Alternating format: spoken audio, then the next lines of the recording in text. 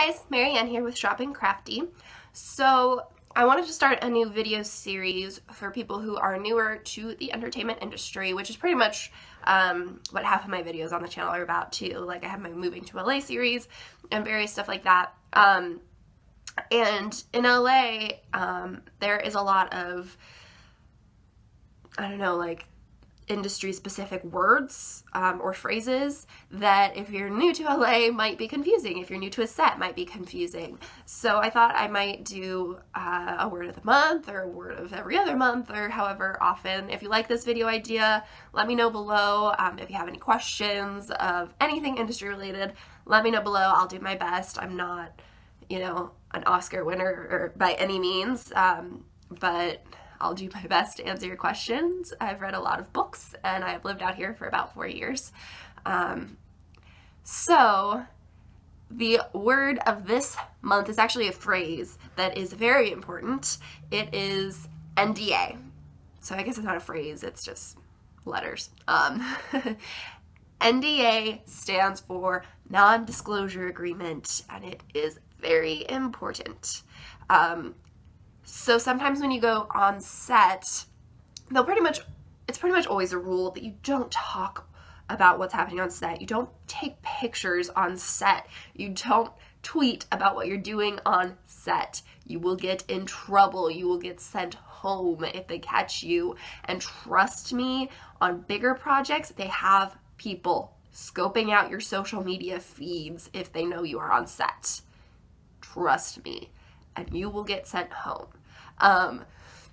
So non-disclosure agreements, sometimes when you go to set, they will hand you a sheet, NDA, that you will read and sign.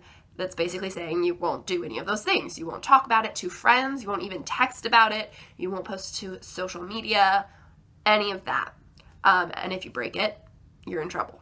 But there's also just sort of an implicit NDA for anything, which is why sometimes with my audition vlogs, I try to be a little more vague. So far, it's just been for student films, which is a lot more low-key. If I were auditioning for something bigger, I would have to just keep that on the down low, unless I know for sure I didn't get it, basically, and it's like way after the fact, like months later, like the thing has already aired, then I can be like, oh, by the way, I auditioned for that part. But yeah, it's non-disclosure agreement. Don't break it. I see people posting on social media sometimes, and I'm just like, stop. Like somebody posted when they were on the set of Grey's Anatomy, and it's like, you can get sent home for that. Like, it's not a joke. Don't do that. Oh well. But also, like, one time I was on set with, like, after the fact, again, this is like a year later, so I can talk about it now. On set once, I was doing like an all-night shoot, and suddenly a guy walked up to the craft services table, and I was like, wait. So this guy walked up to the craft services table, and I was like, wait, like this was a low budget thing, so I wasn't expecting anybody really famous to be on the set. One of the PAs, or not a PA, but one of the workers from my movie, A Better Place, was actually working on the crew, so I just assumed it was a smaller thing. But Dominic Monaghan suddenly was just at the craft services table whistling away. If you don't know who that is, he played a hobbit in Lord of the Rings. He was one of like the main four. He played Merry, and he was also on Lost.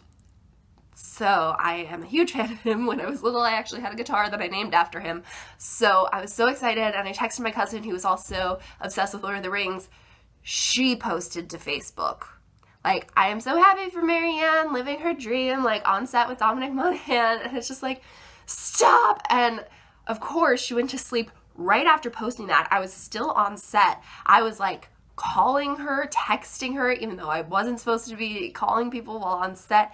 And I like texted her mom, my aunt, and I was like, can you give me her boyfriend's phone number, because she lives with him.